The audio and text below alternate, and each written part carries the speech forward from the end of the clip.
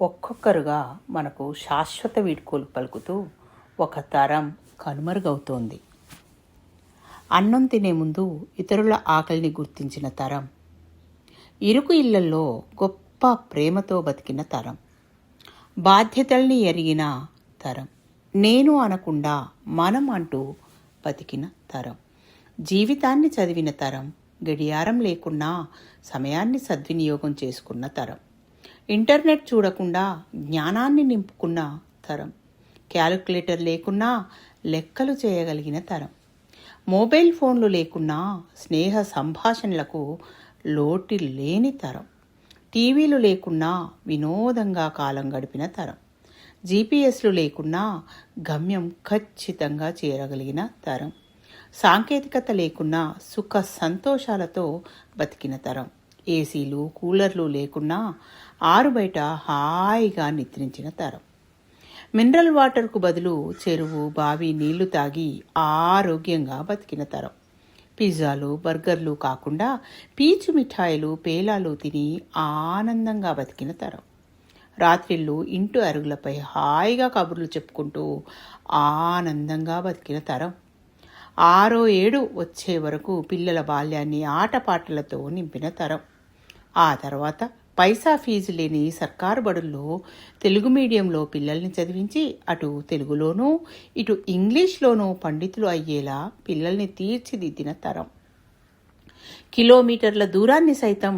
అవలీలగా నడవగలిగిన తరం, క్రమశిక్షణ తప్పిన పిల్లవాడికి స్కూల్లో టీచర్ 4 దెబ్బలు వడ్డిస్తే వాడికి మరో 10 దెబ్బలు ఇంట్లో వడ్డించిన తరం, వీధి నాటకాలను తోలుబొమ్మలాటలను బుర్రకథలను ఆస్వాదించిన తరం, సెన్సార్ అవసరం లేని సందేశాత్మక నలుపు తెలుపు సినిమాలు చూసిన తరం, ఇంటి ముంగిటిని ముగ్గులతో అలంకరించిన తరం, పని మనుషులతో యోగాలతో జిమ్లతో పని లేకుండా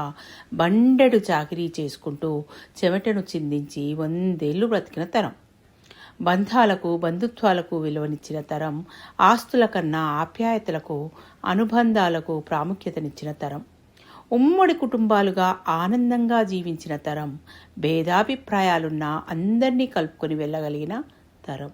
వ్యాపారంలో కల్తీకి చోటివ్వని తరం, ఇతరుల మేలు కోరుకున్న తరం, నీతి నిజాయితీలతో మోసాలు చేయకుండా బతికిన తరం, రాళ్ళు తిన్నా అరిగించుకోగలిగిన తరం, కార్పొరేట్ హాస్పిటల్స్ లేకున్నా ఆరోగ్యంగా జీవించిన తరం, హార్ట్ అటాక్ క్యాన్సర్ల గురించి తెలియని తరం, బీపీలు షుగర్లను చేరనీయని తరం, లాంతర్లతో జీవితంలో వెలుగును నింపుకున్న తరం, కష్టాన్ని ధైర్యంగా ఎదుర్కొన్న తరం, ఎంత ఉన్నా ఇంకా ఇంకా కావాలనే దురాశ లేకుండా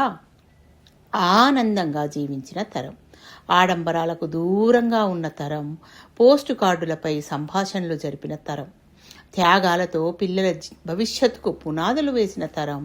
కుల మతాలకు అతీతంగా సోదర భావంతో బతికిన తరం. అలాంటి తరంలోని అపురూపమైన వ్యక్తులు నేడు ఒక్కొక్కరుగా మనల్ని విడిచి వెళ్ళిపోతున్నారు. వారిని కోల్పోతుంటే సర్వం కోల్పోతున్నట్లుగా అనిపిస్తోంది. వెళ్ళిపోతున్న ఆ తరం వాళ్ళ నుండి ఈ తరం ఏమీ నేర్చుకోకపోతే భవిష్యత్తు అంధకారమే.